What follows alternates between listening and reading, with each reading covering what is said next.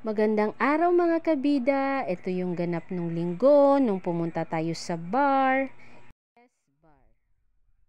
Basakan Area of Responsibility. Oh no!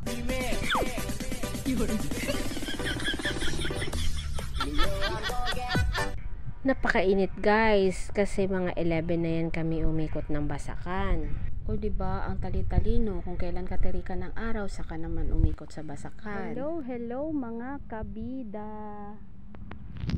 Mga ilang araw na pala walang tubig yan guys. Yung patubig ba galing sa irigasyon, ganun. Kasi ewan ko, nabarahan daw ata dun sa taas kaya walang pumupuntang tubig sa amin. Naasa lang yan sa ulan. Kaya ganun, tuyot na tuyot. Mga isang buwan, lagpas pa lang itong edad ng palay. Nakadalawang herbicide at isang abono pa lang.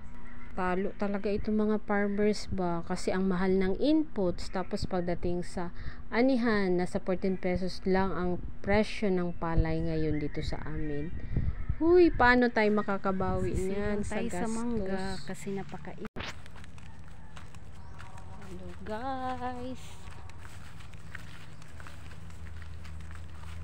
mga 11 na to ng umaga, napakainit. Init guys. Ito ang buhay ng farmer. Napakainit talaga.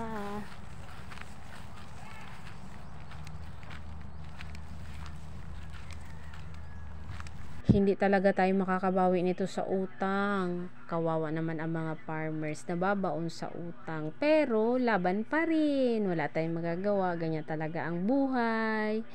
Laban lang ng laban. Init guys.